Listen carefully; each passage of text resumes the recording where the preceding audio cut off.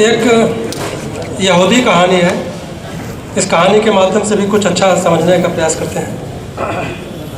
ये सिकंदर के बारे में है। सिकंदर का नाम आप लोगों ने सुना होगा। मैसेडोनिया का राजा कहा जाता था, अलेक्जेंडर द ग्रेट, सुना होगा जो लोग थोड़ा बहुत इतिहास पढ़े। तो सिकंदर ने जब विश्व के अधिकांश देशों को जीत लिया, अधिकांश राज्यों को जीत लिया, तो उसको जीतने के बाद उसने सोचा कि हम एक कबीले जनजाति पर भी आक्रमण करके जीत लें। काफ़ी भूभाग उसने कब्जा कर लिया था। अब कबीले पर उसका था कि अब कबीले पर विजय प्राप्त कर लें हमला करके। तो एक दिन वह जो है एक कबीले पर आक्रमण करने के लिए निकला, अधिकार करने के लिए।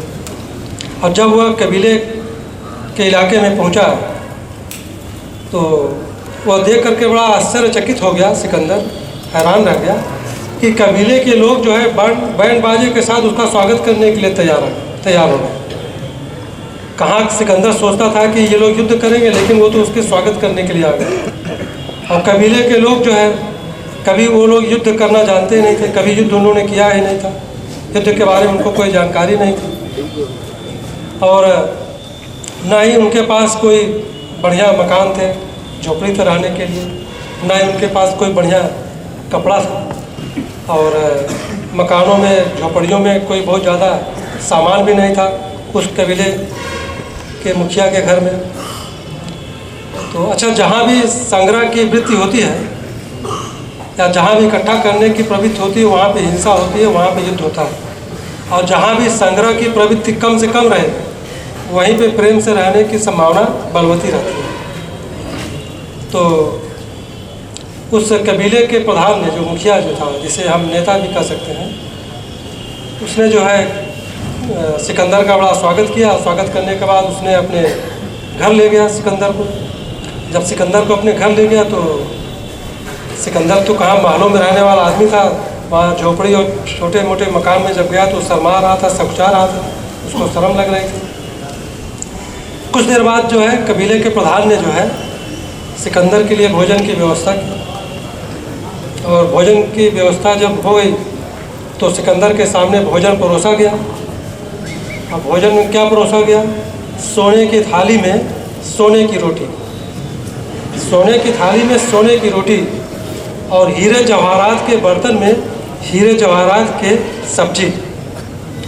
उसको देख करके सिकंदर ने प्रधान से कहा, पागल हो गए हो क्या? सोने की रोटी कौन खाएगा? तो हमें समझे क्या हो? मैं भी आदमी हूँ, सम्राट हूँ, क्या समझ रखा है?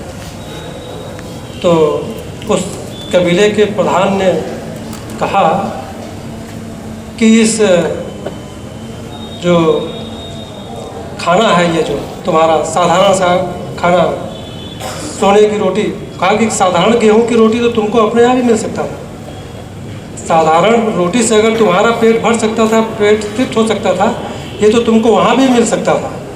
उसके लिए इतनी हिंसा, उसके लिए इतना युद्ध, उसके लिए इतना मृत्यु। जब मैंने सुना कि आप यहाँ पे आ रहे हैं आक्रमण करने के लिए, तो मैंने तुरंत अपने आदमियों को भेजा और उन्होंने खदानों से जो है सोना खुदवाया, हीरा खुदवाया, बहुत मुश्किल से व्यवस्था किया और ये इंतजाम किया।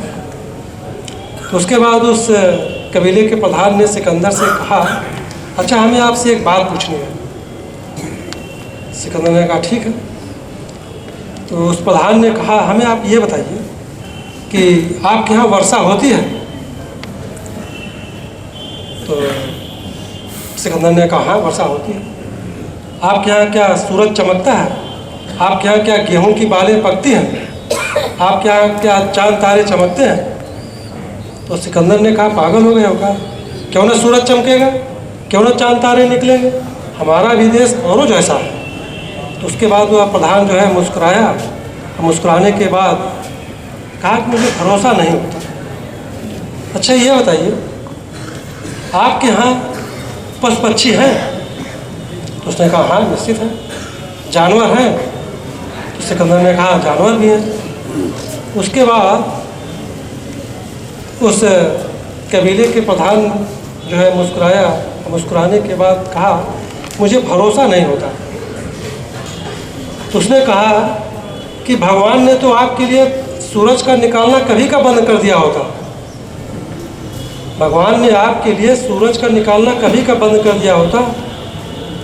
ये वर्षा, ये गेहूं की फसलें, ये सूरज, ये चांद तारे, इसका तो आपसे कोई मतलब ही नहीं।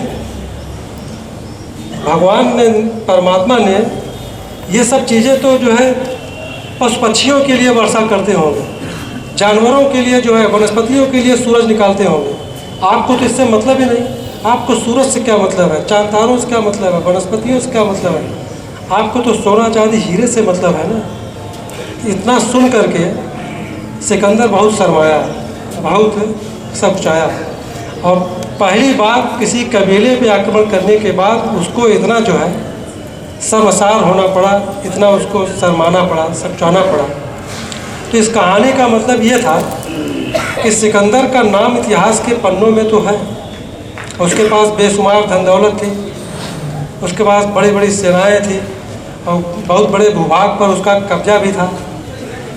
लेकिन इतिहास के पन्नों में सिकंदर का जो नाम लिया जाता, लोगों के मन में उसके प्रति बड़ा आदर भाव से नहीं लिया जाता, बड़े सम्मान के साथ नहीं लिया जाता। उसने बहुत बड़े भूभाग पर तो कब्जा किया था, लेकिन उसने लोगों के दिलों पर कब्जा नहीं किया था। तो कहने का मतलब, जब तक किसी के दिल पर कब्जा नहीं होगा तब तक उसकी महानता बेकार है। किसी